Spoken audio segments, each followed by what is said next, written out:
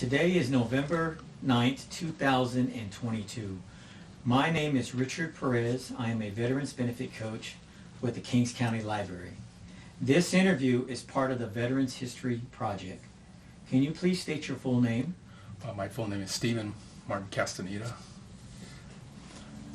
Okay, Stephen, well, welcome. Thank you so much for taking the time to do this interview and being a part of history. Thank you. We're going to start off with some home and family background. So, Stephen, where are you from? I'm actually from Hanford, California. Okay. Yeah. Stephen, are your parents still with us? No, my mom, she passed away in 93, my dad in 98, so it's a while back. Okay. What did they do for a living?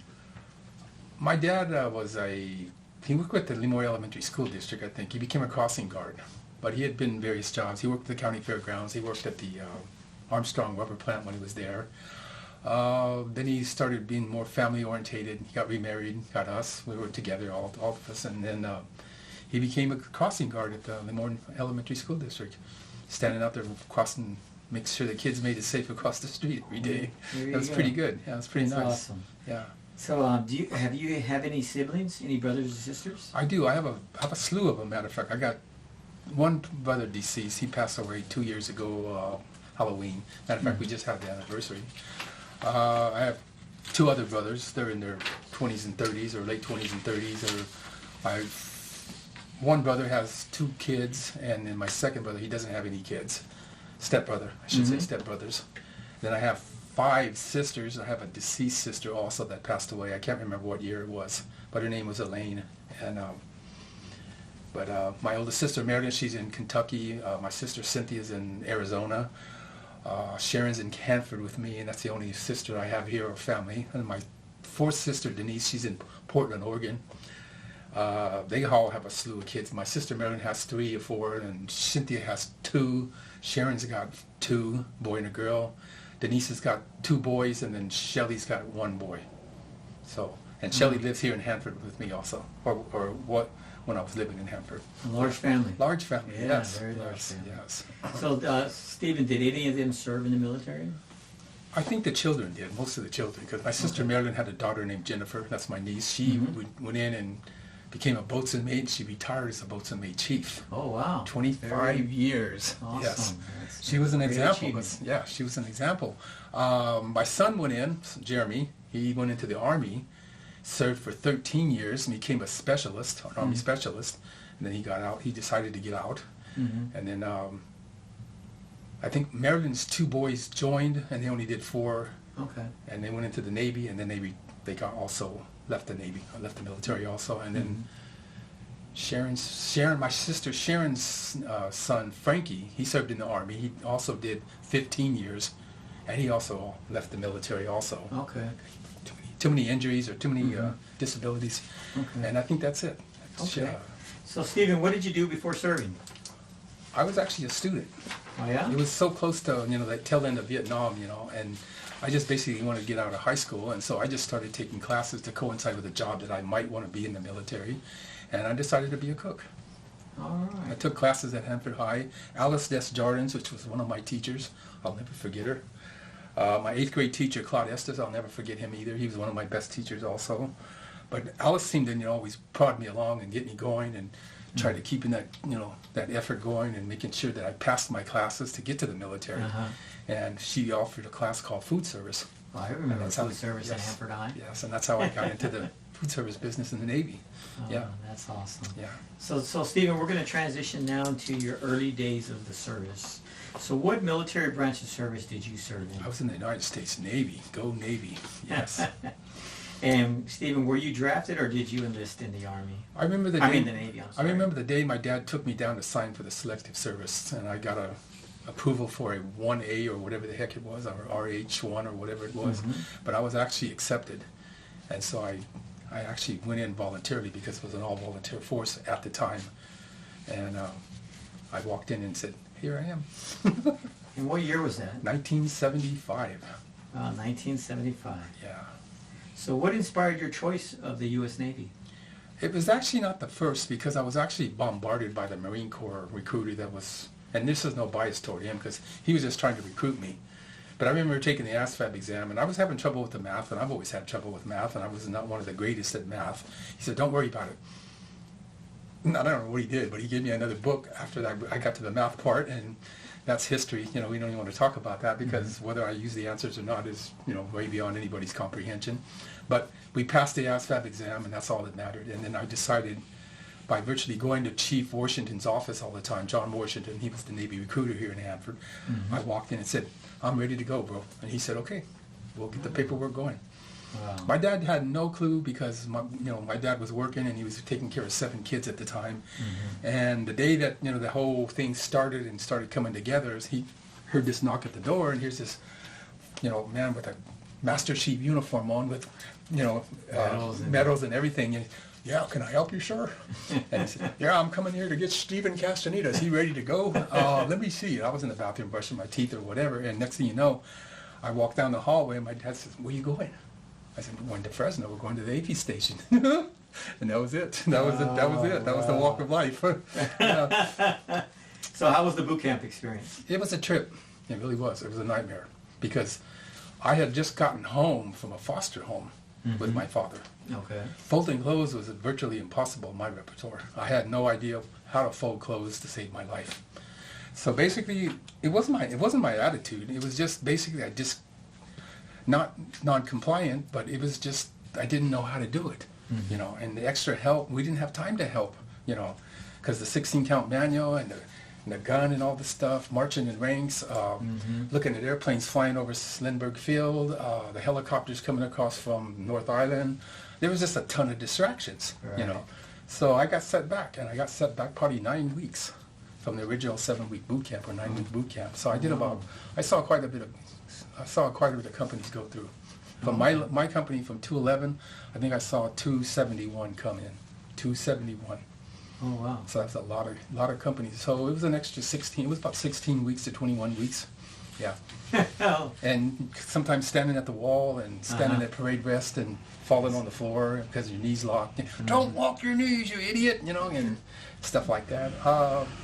Other than that, it was actually a nice trip. It really was. Just those few problems. Yeah. Okay. Would you like to tell me about any drill instructor or any instructor that maybe had an impact, or maybe an event that you always remember during basic? There was a guy. There was a chief. He was in charge of the unit that they sent us to hone our skills, and I can't remember his name to this day. And he made such an impact on me because I had to improve. I had to get that gun down. I had to, learn how to stand still, for more than 10 minutes. The clothes became, and my friend Paul Patterson, he's my brother. We've known each other since we were kids. To this day, he calls me brother, and I call him brother because we became brothers. He tried to help me, but my company commander, and I remember his name, Torpedoman named Chief Bartleman, that was his name. And he was just ready to kick me out. He was ready to throw me out like Gunny Sergeant, what's his name, in Full Metal Jacket. Okay. Yeah, are you disobeying me? Are you disgracing my decor? No, sir, I'm not disgracing your Navy, no. But he was really, out there. And Paul kind of said, if you had given me one more week, we probably would have turned him.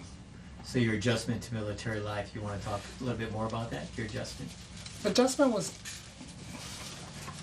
It's all about, I guess, how much effort you put into it, because now as it's changed and has, the upgrades and everything, to the whole approach to it, people are looking at it going, well, gee, they got it made pretty well, now. And I'm saying, well, I'm not saying we didn't have it made either, but did you just have to, look at your time that you're, using and how well you use that time. Because I wasted it. I wasted a lot of time. Right. When it came to advancing. I didn't make third class until 1978. I was already 3.5 years in, and I was already in trouble. I had already gotten in trouble a couple of times. Me and the UCMJ, I could have almost memorized the UCMJ from cover to back, because I was getting slapped them up. Not monthly, but it just seemed like every year or so I would get slapped. With the challenge. Okay. And it wasn't my mouth, it wasn't my attitude, it was just things that I did that I messed up on that should have had more, emphasis and put more patience, time into it to get excellent results instead of the worst results, and just missing, being UA, missing not ship's movement, but just missing the time to come back to the boat. I didn't know the chief wanted us to come back, but he said, well, why did you guys come back to work? Well, I don't know. I thought I was off, but we had to do breakfast, and then we relieved after breakfast. So it was like 12 and 24. You know, you're on 12 and then you're off 24, and then you come in and relieve after breakfast. And I forgot about that, and we got put in hack for it for a couple of days. But the adjustment came eventually, I think, when I went to shore duty. I went to shore duty in North Island, and I spent a couple of times there. But then again, they wanted me to run a coffee mess, and a coffee mess was not one of my repertoires, because the ship serviceman usually runs a coffee mess. He runs the transactions, he buys the produce, I mean the product and the coffee and all that. And then we had a sandwich contract also. We got all that stuff, you know, coming in. And it was like a little load on me, you know. I mean, you're talking slapping somebody with a responsibility, you know, at an early age that had never done it before, you know. So it was kind of hard for me to do that. Then they stripped me from the job, and they sent me to the Seabees, you know, at North Island. I put that seawall up over at the beach, at Breakers Beach. We put a big old 6-foot 18-foot seawall or something. And I worked with the Seabees for like 6 months because they banished me from the squadron. But I was in an air anti-submarine squadron 41, which was located at North Island. I was stationed there for 2 years. And then I picked up a destroyer out of San Diego, a Spruance class, which was almost automatic. Okay. Everything was automated. So Stephen, so part of your training, your special training, what was any special training that you conducted, and how long was it? I actually didn't get any specialized training. I just got the, you know, the mess management specialist school. Okay. And then we had a foul up on that, me and the Navy recruiter, and found out that, well, you were supposed to go right after boot camp, because all the extensions and all the, you know, the lagging time and the stuff that I didn't complete, you know, on time in an efficient manner, which set me back, you know, weeks and weeks and weeks. It fouled up my school schedule. And then I had to go home on leave in that December of that 75, then go back to school in the following year in January when leave came up. And then I would catch the ship, and which I did. I caught the destroyer. I was on the destroyer, and I did 4 years on the destroyer. But there was no specialized training. There was nothing other than the, you know, the schooling, you know, service school command that I went to at San Diego, and that was a 7 or 9 week course for cooking cafeteria style, serving officer mess, routine, and maybe even a private mess. And I did all that'll come later. So it was a lot of on-the-job training. Yeah, there was a lot of on-the-job training, and I sucked it up because I loved learning it. And then I became the instructor. And a lot of my ex-shipmates to this day will tell you, yeah, that Castaneda, he was a radical dude, but you know what? He had it, man. Because when I needed something to do, he would tell me to get a spatula and how to come over, and he'd teach me how to do it. Flipping an egg or whatever it was, just throwing something in the kettle or something, or cooking it. I would teach guys how to cook, and they would sit there and go, well, I learned from Castaneda, so if Castaneda's not a good cook, then we don't know who is a good cook in this shit, you know. But so, that's what I did. I started teaching everybody else how to cook. Well, that's good. Yeah. I know, Stephen, you mentioned earlier you went on leave. So what did you do on leave when you did go on leave after boot camp? I think I finalized the marriage situation, which Paul and Debbie, my schoolmates in high school, they didn't want me to, you know, you weren't supposed to fall in love, Steve. And that was the first thing Paul told me when he said, yeah, you weren't supposed to fall in love. You weren't supposed to get married. But I don't know, when you make it that commitment, you know, I was young and naive and not stupid, but just I cared, you know, and I got married, you know. And that following June of 1976, we got married, you know. And I took leave off the boat, wore my actual Zumwalt, you know, blues, the coat and tie. I call them Zumwalt blues because he was in office at the time, Elmo Zumwalt. And we went to Long Beach, and we tied the knot and everything at my ex-wife's, we're divorced now, but my ex-wife's aunt's house in Hawaiian Gardens. We got married at the church there, Twin Palms Wedding Chapel. I mean, there was like 90 people at this chapel, huge, you know. And then I had to run back to the boat that day, and so I had to get back on the boat because we were heading out, we were going to sea. So it was a quick, you know, and we went overseas. So that wasn't something good to look forward to. Just when you got first married, you know, it wasn't really good to look forward to. Had to move on out. Had to move on out. And your wife had to bring She you had back. Yeah, we didn't have any kids at the time. Yeah, you know, but still new to the military, to the U.S. Navy, so I'm sure it was some growing experience for her too. It both was. of you, really. Yes. But her stepfather was in the military, so it kind of like, you know, it helped. It helped a little bit. Yeah. All right, Stephen. So let's go ahead and talk about wartime. So what year or years did you deploy? Okay, I got deployed in 76, 77. We did a Western Pacific cruise. We went to, of course, one of the places that I had never gone to, and that was Pakistan. And in the first 4 years, I had gone to Pakistan, and I had never even imagined. I mean, Thailand was always there, Philippines was always there, Hong Kong, Singapore, even the Seychelles, maybe even the Marianas, or even some Guam or Wake, or even one of those islands, you know, on the other side of Hawaii. But to go to Pakistan for the first time, you know, and it was a different culture, different lifestyle, what you could see and what you couldn't see, what you could touch and what you couldn't touch, even you talk to in conversation, things like that, because of their cultures. Yes. And people could never understand, well, why did you go to Pakistan? Because we opened up the diplomatic doors and we were welcomed into their country, so we had to be ambassadors to our country. Yes, Which some sir. people can't understand that concept. Right. You're an ambassador to your country. You sure So are. you don't go out there and fight, you don't go out there and beat up anybody, right. you don't go in a bar in an alleyway and do anything stupid. But it happens. And I'm not quoting anybody in general, but it happens. Yes, It does. sir. That was the first 4 years, you know. And it was basically on a destroyer. It was DDG-24, USS Waddell. It's probably a buoy now out in the ocean. Someplace they blew it up with Mark 48s and sunk it. And I never got to see it. So there's going to be a reunion somewhere, but we won't get to see the ship. We'll only see it in pictures. Okay. So what military combat operations were going on? During that first 4 year period, there was a couple of skirmishes, but I can't remember them in detail. You know, like I said, we did a couple of salvage operations. We picked an A7 out of the water someplace, I can't remember where, and we put it on the back of the boat and hauled it back to North Island. Then they tried to investigate it and put it back together and see what caused the crash. But other than that, I can't remember any skirmishes, you know, that we had or battles. You know, that we went out to the NGFS off of San Clemente Island, shot the guns, went down to Long Beach, you know, when it was open, you know, and I didn't get to walk around Long Beach. I didn't really see Long Beach that much. Just like Oakland and San Francisco, I didn't really go to Oakland and San Francisco and see much there either. But I did go to Ghirardelli Square and be able to see that and see Moscone Center. But I never went to Alameda, never. And there was a beach there for the sailors off the Enterprise. Oh, wow. They had named the beach Breakers Beach, and all the sailors from the Enterprise came and relaxed on the beach at that beach, and they named it for the sailors off the Enterprise, because Enterprise was stationed up there for so many years, you know. And then that's 79, 81. That's when I went to North Island. 80, 81. I picked up a destroyer, the USS. Well, it was 966, the Merrill, USS Merrill out of San Diego.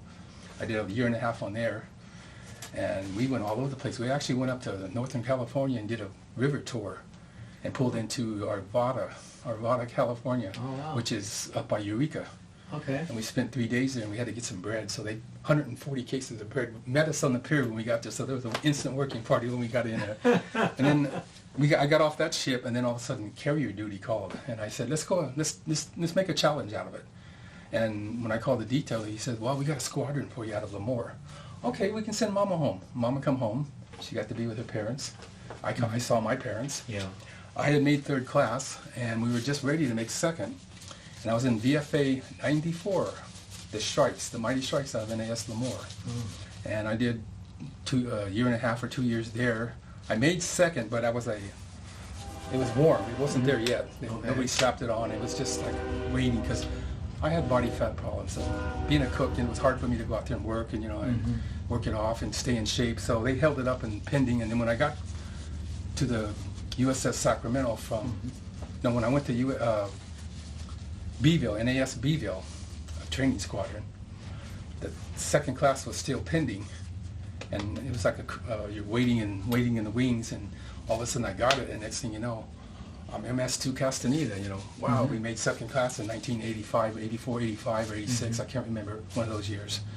And I worked in the barracks. So, but Beeville was a small little community.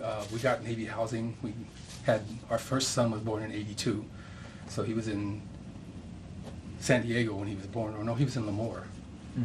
No, he was in San Diego. And he was born in Kaiser Permanente. So, and then when we got to Ben, I was stationed in 83. Ben was 84, 85. He was here in Lemoore, but he was a preemie, so they flew out in a helicopter.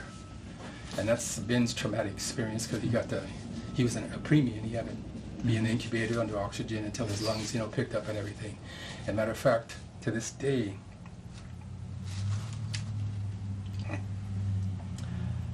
my granddaughter's going through the same thing. She was born last night, and her lungs can't sustain, so I think they flew her to Fresno. And she's going to be in intensive care for a while until her lungs be able to pick up and sustain, because she's right now on oxygen. And it's just funny how things happen in succession when it's not supposed to happen, but it happens 10, 15 years later, 20 years later, and it happens the same way, the way it happened to my son, because he was a preemie, she's a preemie, and she's got lung problems, same as he did. But it happens. I just heard yesterday. I just got the word yesterday that they were going to move him to Fresno. Okay. So I'm not really sad. I'm praying for him, and I'm hoping everything comes out, because it came out for Ben, and everything worked out for Ben, and he survived. He, like I say, he was born in '85. He survived. And the funny thing about it, just to add on, if I got a couple of seconds to add on, I was working that day, and we had a in-serve inspection coming for food service at NAS Lemoore. And next thing you know, you hear this helicopter going over. Boop, boop, boop, boop, boop, boop. It was a red and white chopper that, and my wife was on it, and they were flying her to Oakland. Oh, wow. That's just, And here I'm, in white. Yeah, I'm Yes. still in white, and my mother-in-law's she's in the driveway, and she comes walking down the galley, and she says, "You got to go. Your wife, Becca's flying across the county. You got to get out of here." And I said, "I can't." "Yeah, you can. I got to go talk to my first." So I talked to my supervisor. He said, "Well, you got to go to the squadron and talk to him. Tell him you need emergency leave." So I went to the squadron. They typed up Good emergency job. leave, and they got me out of there. And I That's spent good. 3 days up there with my son. Then we finally brought him home. And then 85, 86, we got orders to Beeville. And it was just a trip trying to get out of here, because her great-grandmother passes away. We were trying to leave, and I had to go home and set up house in Beeville, and she kept, "Come on, Becca, we got to go. Okay, we got to go. We got to go." And she said, "I can't go." I said, "Yeah, you got to go. Or I got to go. One of us got to go." Right. So she finally relented and gave in, and we packed up the kids, and the movers came to the housing in Lemoore, and they picked all our stuff up. And then they went on their way, and then we eventually headed that way. We took interstate whatever, 99, and got down, and they took 10 over all the way across, and we drove all the way across to Texas. Oh, okay. It was a trip, but it was a good trip. It wasn't a Okay. bad trip. So you're in Texas, and as you continue move forward in your career, I know what other combat I did a lot of operations that you are involved with. really no combat operations. It was more of a training aspect. I was more of like a support. Or supportive operations. I know. Actually, it was actually officers training, because they would send me on debts, to Fallon, NAS Fallon. They would send me to. They'd actually send me to Fallon from Beeville, and they'd even do it from here, from Lemoore. We'd fly to Beeville, and then it wasn't about Top Gun. It was just officers would go there, and they'd stay a couple of days and do their extensive training, and Yes, we'd be sir. support of them, cooking for them in a particular mess or wherever it was. And we were running the officers' mess at Fallon. And then that's how we set up. That's how they set us. Cookies, pack your stuff. I always got my bag packed. I always had a duffel bag packed. Just, the essentials. Right. And then they'd say, "Cookies, go. You got to go. We got to send you out." Yeah. And any other overseas operations that you were involved with? And 78, 79, there was hardly anything. That was actually a scale down from Vietnam. how about as you continue to go forward?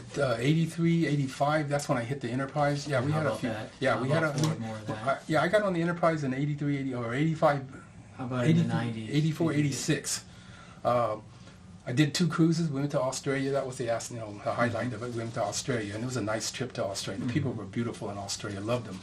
And but we major incidents. I don't think How we had about any in skirmishes. 1990 or 91? What did you, were you still Yeah, in the Navy at that I time? was still in the Navy, because I fulfilled a full 20 years. So and I got off the Enterprise, and then we had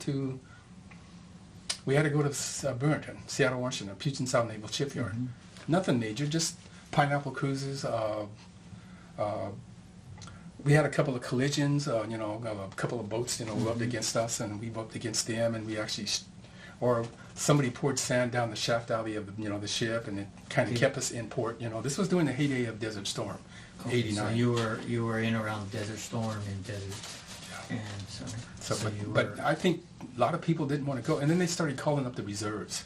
And we got a whole contingent of reserves in, and the camaraderie and the working together aspect just went out the door. I mean, it was just, they lost it. I mean, in my opinion, when they came on board, everything just collapsed, and I got into trouble again here I'm having a Lieutenant JG question my, ability to cook bread, and he thought it was burning, and it was no darker than that brown book that you got right there for the cover of that box, but when you put the butter on it, it would highlight it and it would make it look nice. That's how bread's supposed to look.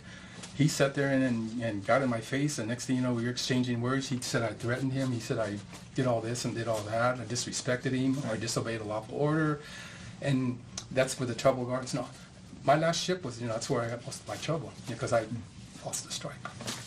Okay, so based on that, Stephen, how would you say your experiences have impacted your life, your military experiences? It just taught me how far I can go, how far I can pursue whatever I'm trying to get, And I always thought that if I taught somebody how to do something once or twice, the third time would be a charm, And I'm not saying I'm better than anybody, but I just took more interest in what I did. But I didn't put much emphasis when it came to shipboard duties. Shipboard duties was just maintenance was not one of my fortes. I could not do maintenance. I could do the management, I could do the material. I was actually a storeroom custodian for a while in various commands. Well, when I was in the Sacramento, I did in '89 when I got picked up my responsibilities started growing, and then when you get bigger responsibilities, there's bigger whatever comes with it. Like when you have the power, there's a bigger responsibility. And I had a little power, I was an E5 at the time, so I had a little power, and then you're the one in charge, Steve. You don't go slapping your coworker around because he's yelling at you. You're the petty officer here.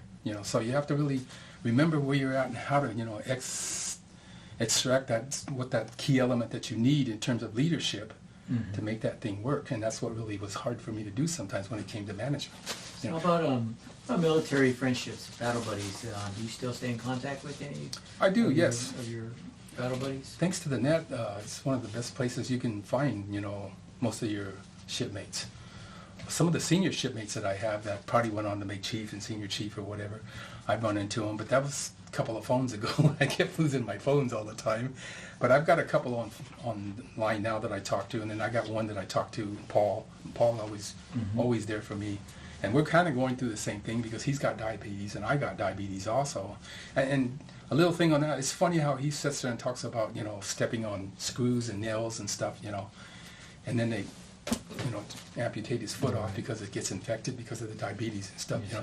So I start looking at my shoes and I say, what is this sticking here on my shoe? I pulled out a little nail about the same size of nail that he had in his shoe, but it didn't break the inner toe of my shoe, and I'm just going, thank God, thank you, Paul, thank you very much, because I would have actually been in the same situation he would have been, stumbling around with no foot, but it didn't happen. Okay. So, Stephen, were you awarded any medals or citations during your service? The biggest one that I ever got, of course, was the Desert Storm. I mean, it came down here like this. It was huge. Okay. That coconut tree or whatever with the nice colorful ribbons and stuff, And I got a National Defense because I got a unit meritorious, ribbon for our unit doing something. I think it was, and I got various battalies, supply battalies, and for food service excellence and stuff. Then I have a good conduct. I had one good conduct. But that's okay. We got one. And that was important. I actually minded my P's and Q's for 4 years and got my arm, good conduct. And that's what I wanted. So I know you mentioned, when you were overseas and understanding the culture. So how did the local population treat you when you were overseas as an American service member? And the funny thing is being a Castaneda, and thank you, Lord, for me having that name. I went over there and they accepted me. They loved me in the Philippines because, oh, Castaneda. Yes, we got somebody over here that, where's he at? Can I meet him? Oh, no, he passed away already. He was a General Castaneda. He was in the Philippine Army. Oh, okay. and Philippines was great, and then Singapore, Thailand, Hong Kong, Japan. I missed Japan by that much. Looking over the fence. Oh, okay. When I looked over the fence, I saw the traffic going in and out of the base. I chose to go back to the club, have 4 beers, and go back to the boat and go to bed. It was a good choice. Okay. I would have got lost. Seriously, if I had gotten in that crowd, I would have got lost, and no telling. Because I was by myself. And this was the one time that I went out on liberty by myself. And I was going to go out across that gate, and I said, no. 5th Avenue, New York, call me, baby, call me, because this is not New York. It's not New York. So yeah, it was a trip in Japan. It really was. But I got to see Japan There you go. and Singapore, Hong Kong, Korea. That's good. All these places that people Yeah, talk about global wanting to world visit. experience Yeah, and that to go you be got able to to share. and to be there and be there and enjoy it. Exactly. Yeah, so And it was those great. those are memories that you'll keep for a lifetime. Even staying in the hotel, well, the barracks there at the base in Philippines, it was they just took care of you. They really did. Right. Yeah. So, Stephen, as you were continuing to serve in the U.S. Navy, did you lose any battle buddies, any comrades that you would like to talk about, or? Well, being a cook, you kind of meet a lot of people, and sometimes when I would feed them, they'd be in a chair, But we were in the Philippines on the first cruise, 1976, 77. 2 F-14s went over the continent, and they were having trouble with one of the engines on the F-14, and they had to eject. And the forest in the Philippines, I guess, they're not all that great, because by the time the officers hit the ground, they were like hamburger meat, So unfortunately, we lost. They were from the squadron 214, the Black Lions from 214, and so we had 2 empty chairs, in the wardroom. That was on the Enterprise. I don't think we lost anybody on the Waddell. The Merrill, we didn't lose anybody, but we did go on a salvage mission, and like I say, picked an A7 out of the water. Went to shore duty. We lost somebody in Texas. She was an aircrew personnel that worked on the T-2 Buckeyes, which was a T-38 trainer for the Navy. She went to Corpus one night for a party, and she never made it back the next morning. So that was a bit impacted on me, because my supervisor coached her in basketball, and he lost a great player. She was a really great basketball player. And it was bad for the whole squadron that day, because when we heard that she had died, it just, Yeah, nobody ever wants to, nobody to wants lose to a fallen brother or sister. Nobody wants to lose a arms, shipmate. And then in '89 on the Sacramento, we lost the Master Chief, because he went down to the shaft alley when they poured the sand down the shaft alley. Was overtaken by the smoke, and they hauled him out on a stretcher. We had a call for duty. One of the cruisers out in the water, down in one of their engine rooms, they lost a fuel oil line going to the boiler. I mean, it was just a small little O-ring, and it lost a chief on watch and I think 3 engineers, but they had a all-hands fire on that cruiser, and it went dead in the water. And we were contacted because we had helicopters, and we had we had OBAs, which are breathing apparatuses that you make with air, and they have a canister that you put in, and you pull a lanyard, and you got air, and you fight fire with these. And we had to bring all that gear over there to them and land in their flight deck on the back of the cruiser. But they were already pulling bodies out of the space, because when the alarm went off and the Klingon, the klaxon started going, hatches started shutting, the levers started turning, water started turning, and water levers, everything just went, crazy. And we also, had our, problems too, because we kept going back into Todd Shipyard, all the time for this. We were on a local ops off in San Diego. We were doing a dead run from a refueling standpoint with the USS Shasta. We had the back refueling station rig, but it wasn't a refueling rig. It was just dry storage or chilled, frozen, or whatever. And we were hauling sodas back and forth, and all of a sudden the helmsman on the Shasta lost steering. They actually lost steering. Their tail end hit the back ship of us and took out 85 feet of our Marine Corps berthing area, the ship's library, and the crew's lounge on our ship. 85 feet above the waterline, thank God.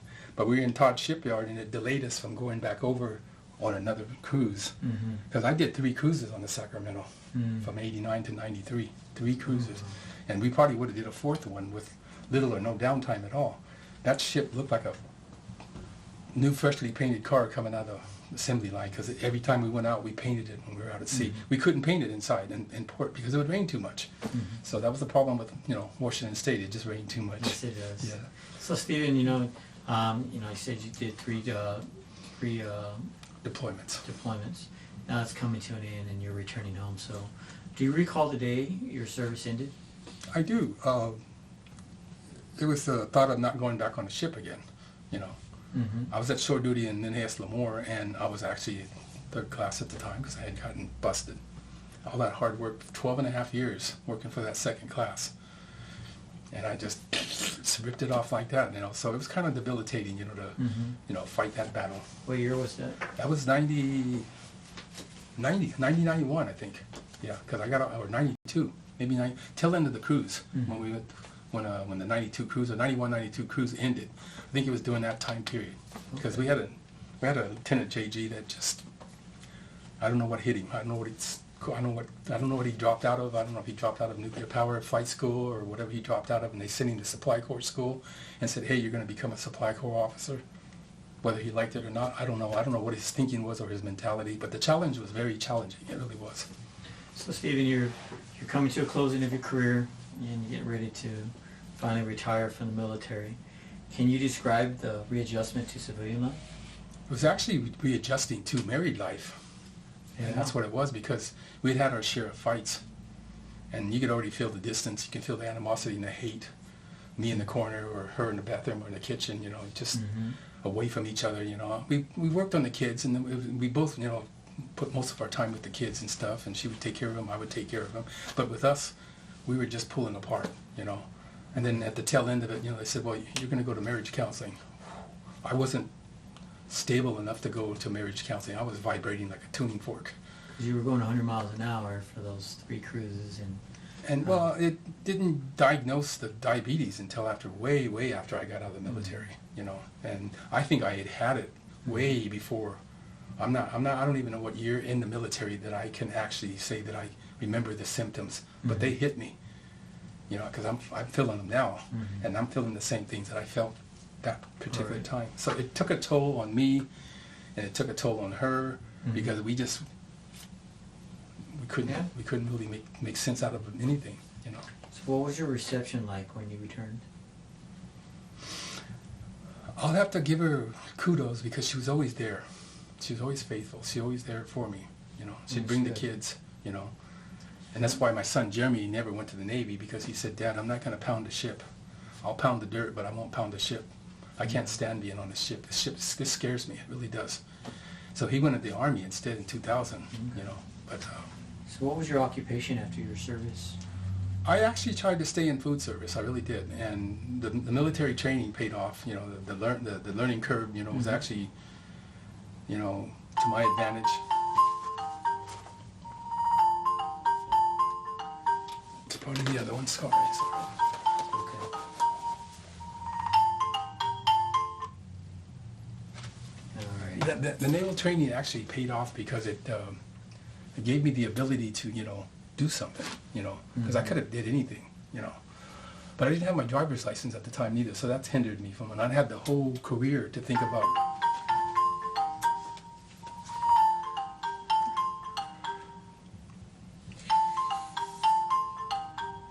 He's gonna still call.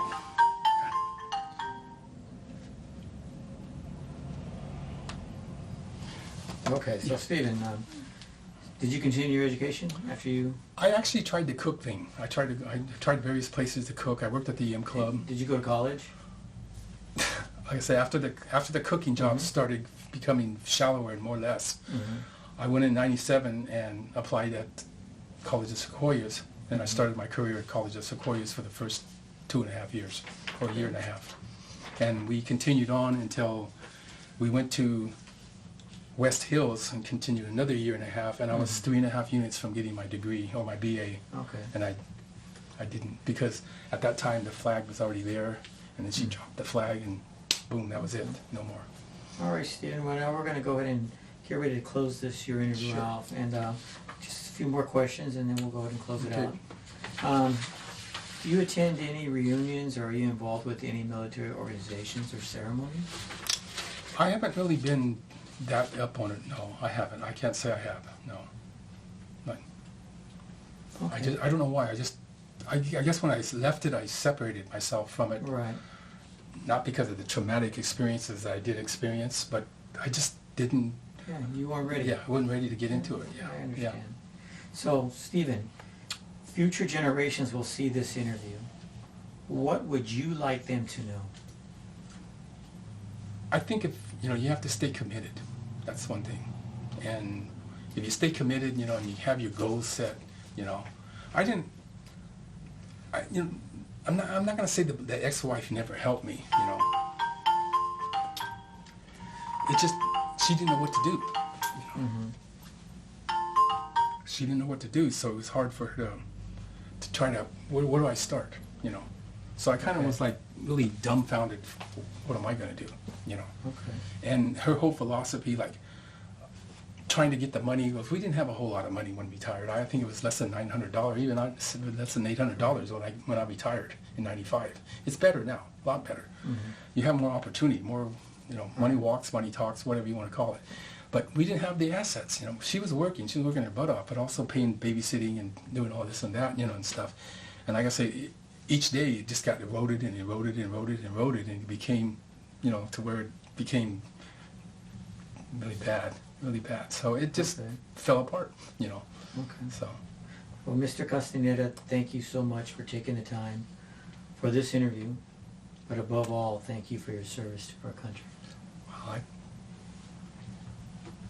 thank you, because like I said, John Washington, he pushed me and kept me going and got me in there, and he gave me a really big lift. And he's not with us any longer, but if he's listening to me, thank you, John. That's all I have to say.